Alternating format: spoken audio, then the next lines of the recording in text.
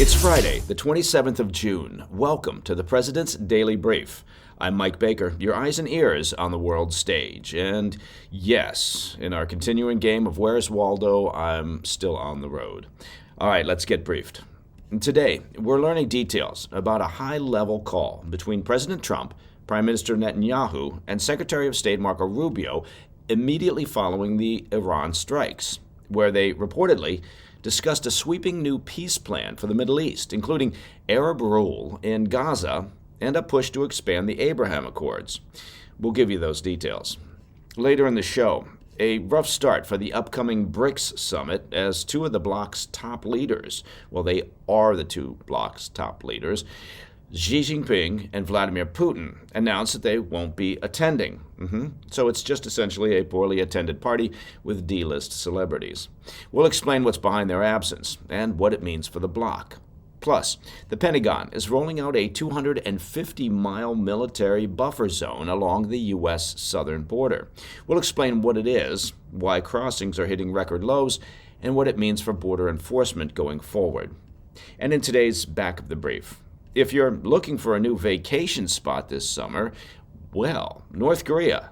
That's right, North Korea is opening a brand new coastal resort, complete with a ribbon cutting by Kim Jong Un. But first, today's PDB Spotlight.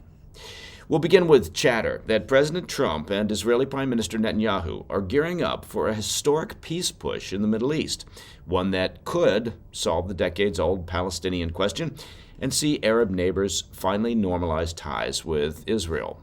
According to a report from the Hebrew-language newspaper Israel Hayom, immediately following the U.S. strikes on Iran's nuclear sites last weekend, President Trump, Netanyahu, Secretary of State Marco Rubio, and Israeli Minister of Strategic Affairs Ron Dermer got on a phone call to discuss a comprehensive Middle East peace plan involving Arab governance in Gaza and a major expansion of the Abraham Accords. After celebrating the success of what's being dubbed Operation Midnight Hammer, the group quickly turned to discussing their ambitious plan to reset relations across the war-torn Middle East. Trump and Netanyahu reportedly reached a final consensus on the general terms of a framework for regional peace, which they plan to swiftly implement. So, if everything goes smoothly, and that, of course, is a large-scale if in capital letters, what can we expect to see in the weeks and months ahead? Well, sources familiar with the call told Israel Hayom that the broader plan hinges on ending the current war in Gaza. Specifically, they claim Netanyahu has agreed to wrap up the war against the Hamas terror group within the next 2 weeks. It does appear a deal is within reach. That's at least according to statements this week from Trump and mediators in Qatar and Egypt. No word yet from Hamas. Under Trump and Netanyahu's alleged plan, conditions for peace in Gaza will involve replacing Hamas as the governing body of the battered enclave with a coalition of 4 Arab nations, including Egypt and the UAE. The remaining Hamas leadership would face exile to other countries, while the remaining Israeli hostages would be freed.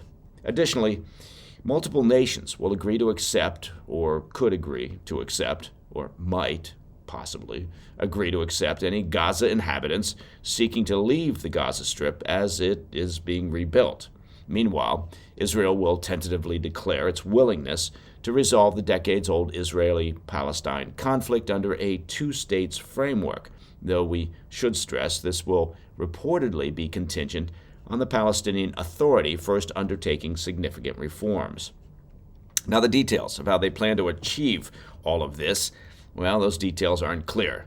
But the report from Israel Hayom adds that the U.S. will also acknowledge what they describe as, quote, limited Israeli sovereignty over the troubled West Bank, which is partially controlled by the Palestinian Authority. This would then, theoretically, pave the way for a major expansion of the Abraham Accords.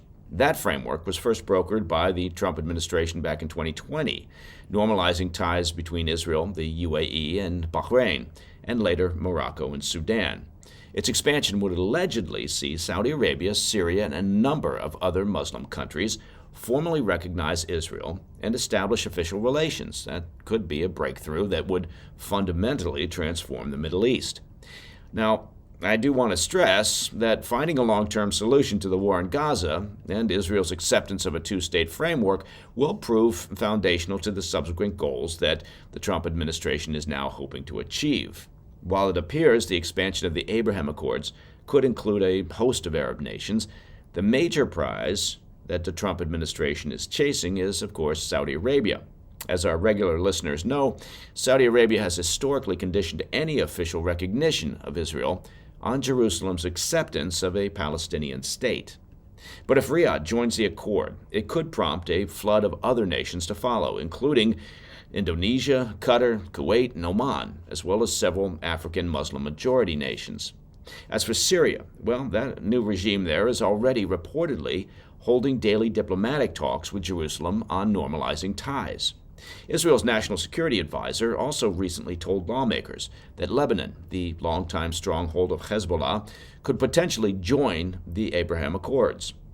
Lending credibility to the report, Trump's special envoy Steve Witkoff said Wednesday that the administration hopes to make an announcement regarding the Abraham Accords in the near future, teasing that it will include, quote, countries that people would never have contemplated that would come in before, end quote.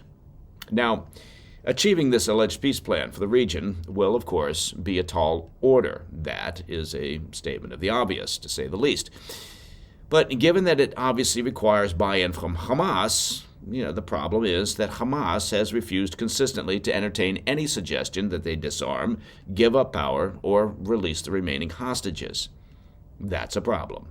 Finally, the delicate nature of the plan is reportedly what caused Trump to lash out at Netanyahu on Tuesday morning when it looked like the fragile ceasefire with Iran was at risk of imminent collapse. But that deal is holding for now. And on Wednesday evening, Trump wrote an effusive post on Truth Social praising Netanyahu and calling for a dismissal of the prime minister's ongoing corruption trial, which Trump described as a, quote, witch hunt. All right, that was a lot to digest. Coming up next, a rough start for the upcoming early July BRICS summit as Xi and Putin back out. And the Pentagon rolls out a 250-mile military buffer zone along the U.S. southern border. I'll have those details when we come back.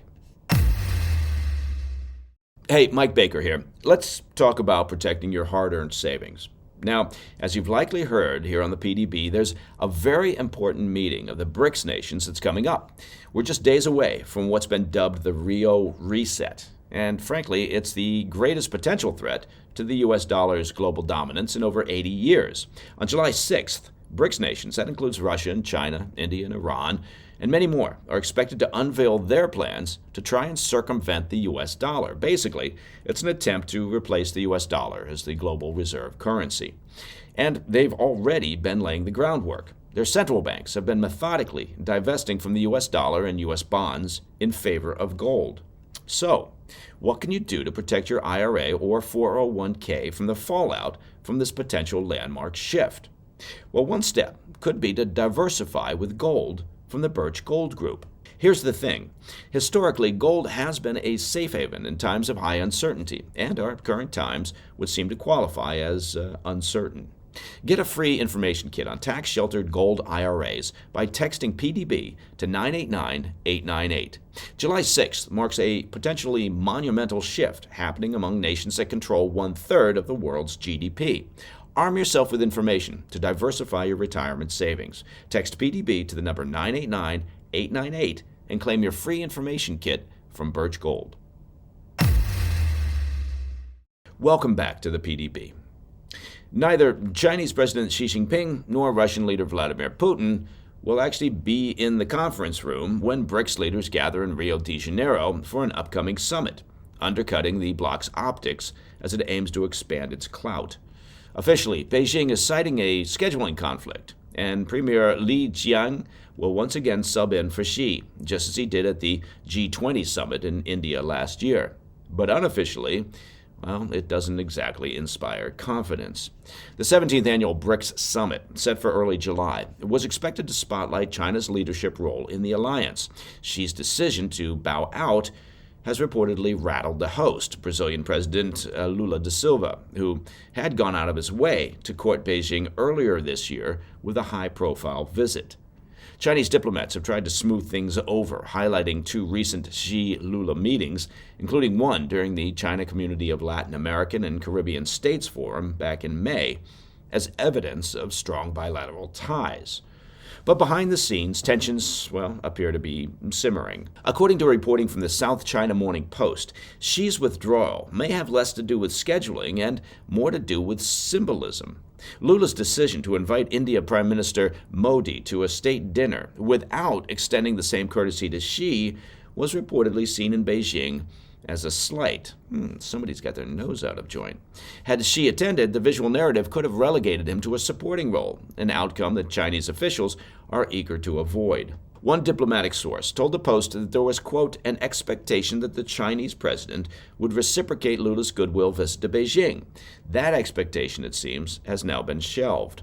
Though China's foreign ministry has yet to formally confirm Xi's absence, a spokesman told a Brazilian outlet that China remains fully committed to Brazil's role as a host. The spokesman stated, quote, in a volatile and turbulent world, BRICS nations maintain their strategic resolve and work together for global peace, stability, and development, end quote. Well, that's nice. That may be the official line, but Xi's absence tells a different story. He's attended every BRICS summit since 2013, making this year's no-show not just unusual, but impossible to ignore. Meanwhile, Putin won't be flying to Rio either. While the Kremlin insists he remains committed to the summit's goals, the Russian leader will only participate via video link due to an outstanding arrest warrant issued against him by the International Criminal Court, the ICC. As we've tracked here on the PDB, the warrant places ICC members, Brazil among them, in a bit of a bind. Under international law, Lula's government would be obligated to arrest Putin if he set foot in the country. Now, Putin has shrugged off the legal risks before, making a highly publicized visit to ICC member Mongolia in 2023 that drew swift condemnation from the West. But a summit meant to signal BRICS unity is hardly the venue for such brinksmanship. So what was poised to be a showcase of BRICS' growing international relevance is instead raising embarrassing questions about the bloc's unity at a time when it's trying to reshape the global order. All right. Turning to the U.S., the Pentagon is drawing a new line along the U.S. southern border, establishing a 250-mile National Defense Area, or, NDA, because it's obviously not an official Washington plan without an acronym, and they're doing it in Texas. It's the longest stretch yet, as illegal border crossings plummet to record lows. Announced on Wednesday, the designation will extend through Cameron and Hidalgo counties along the Rio Grande, where troops assigned to Joint Task Force Southern Border, operating under NORTHCOM, are being tasked with patrolling and monitoring the area. While the personnel won't conduct law enforcement operations, they are authorized to detain migrants and hand them over to Border Patrol agents. That's a move intended to plug enforcement gaps without breaching legal limits on military policing. The Pentagon says the NDA sits on land transferred from the International Boundary and Waters Commission and will fall under the jurisdiction of Joint Base San Antonio. Temporary barriers are already being installed along with signage marking the military-controlled perimeter. Now, officials are calling it a critical expansion of NORTHCOM's Homeland Defense mission, designed to enhance coordination among the patchwork of agencies working along the southern border. In a statement, the Air Force called the initiative, quote, a reflection of U.S. NORTHCOM's ongoing mission as the DoD's operational lead for Homeland Defense, ensuring the territorial integrity of the U.S.'s southern border, end quote. But this isn't an isolated move. The Texas corridor joins a growing network of these NDAs rolled out since January. In April, a 170-mile zone was established in New Mexico, linked to Fort Huachuca in Arizona. That was followed by a 63-mile designation near Fort Bliss in May, with another 100-mile stretch reportedly in the pipeline for Arizona. Once finalized, the military footprint along the southern border will top 580 miles. Still, the rapid expansion hasn't gone unchallenged. Just last month, a New Mexico judge threw out trespassing charges against 98 migrants detained inside the NDA, ruling that they had no way of knowing that they'd crossed into a restricted military area. But the Trump administration is leaning in. buoyed by numbers that it says prove the strategy is working. Over the first 22 days of June, just over 5,400 migrant apprehensions and fewer than 1,000 known gotaways were recorded. That's marking a historic low. Since Trump's return to office in January, monthly encounters have stayed below 10,000, with daily getaways averaging just 46, down from more than 1,800 on average during Biden's mid-2023 surge. So, you ask yourself, what's driving this reversal? Well, analysts point to a hardened enforcement posture. Yeah, that makes sense. Among the revived measures are the end of catch and release and the suspension of the CBP-1 app, to name just a few. The administration has also deployed additional personnel, including National Guard and active duty military, to the border. Tom Homan, Trump's border czar, said the numbers speak for themselves. He stated, quote, 0 illegal migrants were released into the U.S. in May. He credits what he calls a deterrence-first model. Okay. Well, good news for holiday goers. Coming up next in the back of the brief, surf's up in Pyongyang. North Korea is jumping into the beachfront resort business. More on that when we come back. In today's back of the brief, we turn to North Korea, where Little Rocket Man is now becoming Little Surfer Dude. Kim Jong Un is beginning to dabble in the luxury tourism business. According to a report from France's AFP, the Hermit Kingdom completed construction this week on a massive new beachside resort, long a pet project of the North Korean dictator. The seaside getaway, located on the country's isolated eastern coastline, will open its doors to North Korean tourists on July 1st, and potentially to foreign tourists from friendly countries like Russia in the future. Kim personally visited the site this week for a lavish inaugural ceremony celebrating the resort's completion. He was joined by his wife and daughter, considered to be his likely successor, and appeared to be in exceedingly good spirits over the achievement, calling it, quote, one of the greatest successes this year. Well, it was certainly more of a success than that failed Navy boat launch the other week. State media released a picture of Kim lounging in a chair while watching a man fly down the resort's water slide. Oh, what I wouldn't pay to have that video. The dictator also declared that his regime would embark on building more large-scale tourist destinations, quote, in the shortest time possible. The sprawling retreat, which state media called a, quote, world-class cultural resort, will reportedly accommodate nearly 20,000 people and features colorful water slides, multiple swimming pools, and various sports and recreation facilities, including a boat ramp where you can watch newly commissioned Navy vessels flop over on their sides. That's going to be a crowd favorite. Tourism has long been a focus of Kim. I didn't know that. Despite North Korea's tightly controlled society, the Hermit Kingdom only reopened their borders in August of 2023 after closing them for nearly 4 years due to the COVID pandemic. But foreign tourism has always been limited, as you might imagine, with tour companies reporting an average of 5,000 Western visitors each year prior to the pandemic. In February, Western tour operators returned to the country, bringing in visitors from the UK, France, Germany, and Australia. Who are these people? But the regime abruptly halted tourism again just weeks later without explanation. But visitors from Russia, which has an increasingly cozy relationship with the Kim regime, well, they're granted more access. Aren't they lucky? Russian tourists returned to the country late last year, and in early May, Moscow and Pyongyang broke ground on the first road bridge directly linking the two countries. The bridge, which will take roughly 18 months to complete, will significantly expand passenger and commercial traffic between the two countries. Russia's transport ministry said it should be able to handle roughly 300 vehicles and nearly 3,000 people per day. Kim hailed it as a way to strengthen economic cooperation and boost tourism and trade, as the belligerent powers continue to deepen their ties.